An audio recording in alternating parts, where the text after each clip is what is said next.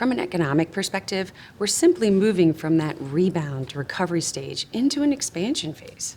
And it's not abnormal to see that those very, very strong levels of economic growth may slow in the coming quarters.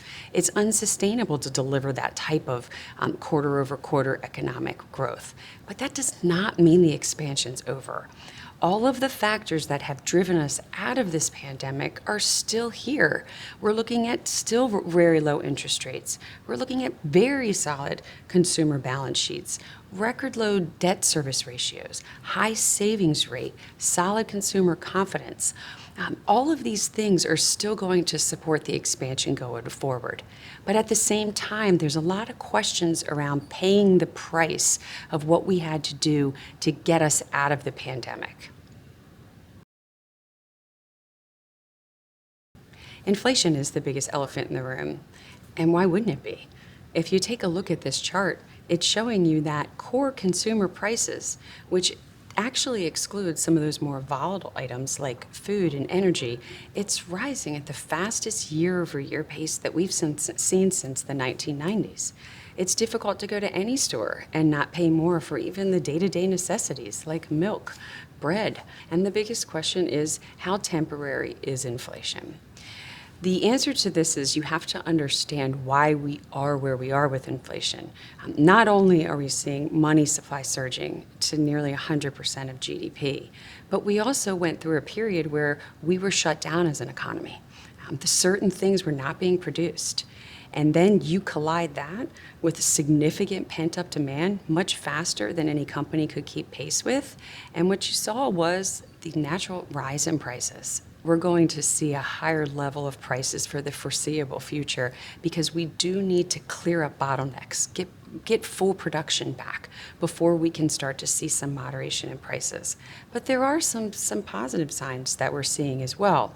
Lumber, for example, which was a big inflation indicator. If you look at this chart, it's down 70% from its recent peak. So we are starting to see what the benefit can be when we start to get manufacturing products back to a more normal level. For decades, companies have kept very low inventories. Well, when you take an environment with very low inventories, bring in a global shutdown, and then very quickly turn it around in a surge in pent-up demand, you're gonna get bottlenecks. You're gonna get problems with replenishing inventories. The simple answer to the supply chain disruption is really patience.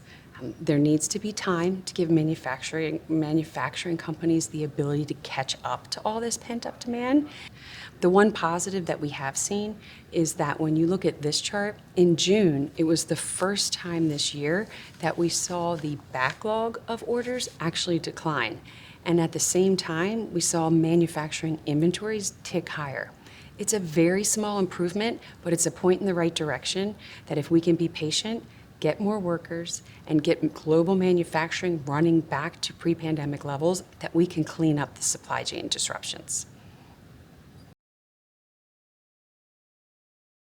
This can be seen in so many areas of the economy, specifically in the leisure and hospitality area. And if you look at this chart, there's 9.2 million job postings. That's a record high.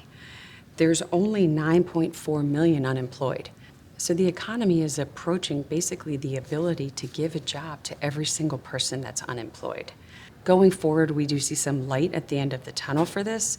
First of all, 26 states have already prematurely ended the extra federal unemployment insurance benefits, and in September, the Biden administration has said that they will not extend them. You add that with schools reopening, and you add that with wages rising, this should really incentivize employees to come back to work, and we think the fourth quarter will be a very positive environment for the labor market.